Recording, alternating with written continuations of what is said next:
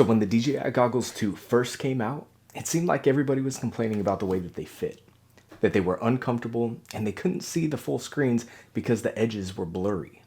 And this was mostly down to the really kind of bad faceplate that was on the goggles. I'm guessing that a lot of people probably didn't know that when the V1 goggles first came out from DJI, they were absolutely terrible too. They had this monstrosity of a faceplate right here. And it basically was so fat and so uncomfortable that people didn't consider DJI goggles to be the next big thing back when they first came out. But luckily, we got some new options now in May of 2023 for the DJI Goggles 2 and the Integras. Real quick, I do want to shout out a couple of the older options that did work for some people, some way worse than others. I'll show this little guy right here. This is a silicone sleeve that actually goes over the Goggles 2 stock faceplate. And for me, this was the saving grace for a while. It actually worked great. The only downside was that it actually kind of pinched my nose a little bit, and that really got on my nerves. But I've found some better options now, and I want to show you them. Another quick shout out. This thing is absolutely terrible. There are some other versions of this coming out, the iFlight B foam, I think it's called, that improve on this a lot. But that thing, absolute hot garbage. Highly recommend to not touch that because there are better options. If you were using that before and it worked, like, that's awesome, but there are definitely better options now. The newest one being this from Pyrodrone. I'll put a link in the description. I believe it's actually from some other company that is supplying Pyrodrone with this. They're rebranding it. That's pretty common for these faceplate and foam options. I think a lot of different companies have done that.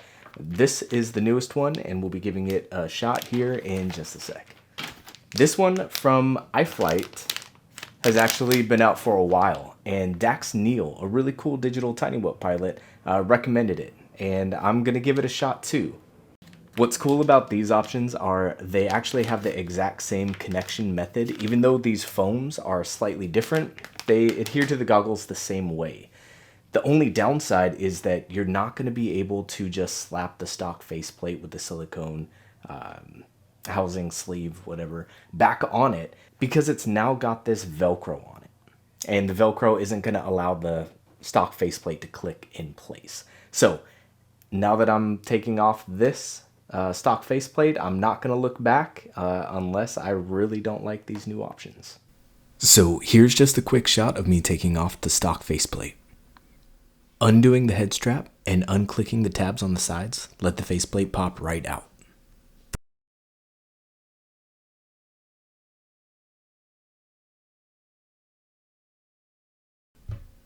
And here's a quick look at both of the foams. You can see that the Pyrodrone foam has a nose piece that is intact, where the iFlight does not have an intact nose piece. But it does have this little piece of foam that you could insert with a little bit of adhesive they include. I'm noticing how both of these foams resemble the old style foam for the Goggles V1 and Goggles V2 that I like so much.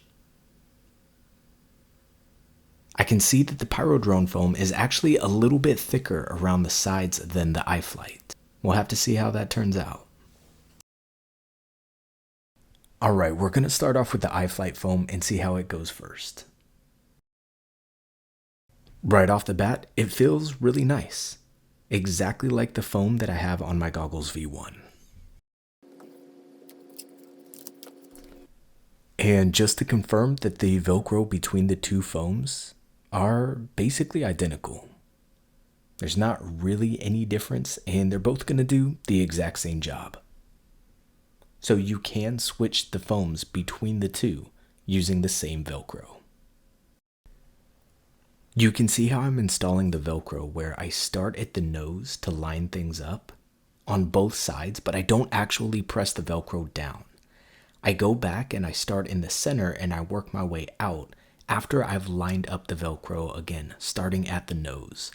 I think this is the best way to do it, and I've got about a 99% install. There's a little bubble right there, but that's not going to affect the way that the Velcro attaches to the goggles. I'm not going to notice it at all. Directly comparing the two, the Pyrodrone Comfy Foam 2, as it's called, is actually a tiny bit thicker. I can definitely tell. The nose piece doesn't stay put perfectly, but I don't think it actually matters. Once my nose gets on there, it's gonna go where it's supposed to go. I do have a little piece of Velcro that I can stick in there to make the nose piece stay put. I may try that. Okay, we got these on. Let's give them a try.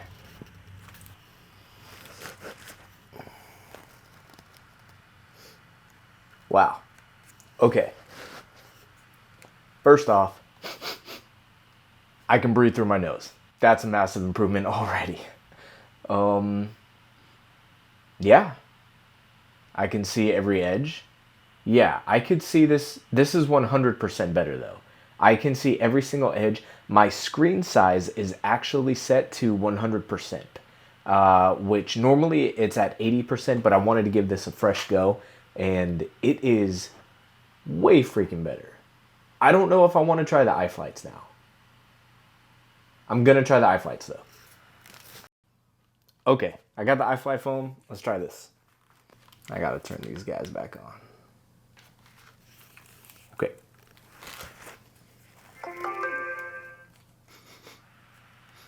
Ah, interesting. Okay, so right off the bat, I can tell that my eyes are physically closer to the screens. My eyelashes are almost touching the screens themselves. But that's interesting. Yeah, I can see all the edges, just like the other one. Not blurry at all. The edges are totally crisp. Oddly enough, my nose is more crammed with the iFlight foam. Everything else is totally fine about them. I don't have enough light in my room to tell you if there's a light leak. But I can be almost certain that there is none on the Pyrodrone foam. The Pyrodrone foam? Yeah. Yeah, I don't like that I can't breathe. Like, I can breathe in this foam just about as good, maybe slightly better than I could with the silicone sleeve. Which is good. Which, it's like slightly better.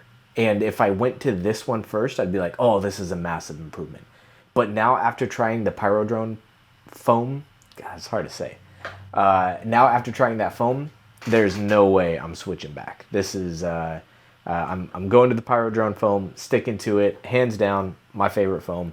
Yeah, I don't really even recommend the other foams, which I'll put links in the description. They are affiliate links and they do help my channel when you click them, but I don't recommend buying those.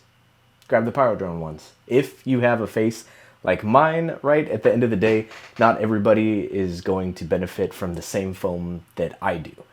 I do want to mention that all of the foams or the upgraded faceplates or things that I've tried all do have a similar feel.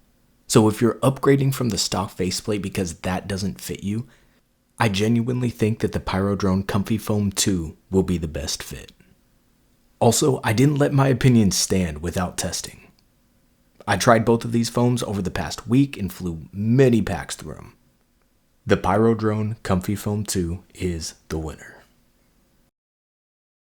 Thank you guys for watching. I'll end the video with, I don't know, some random clips. If you appreciate this type of content, please subscribe and like the video. And I'll see you guys in the next one. Peace.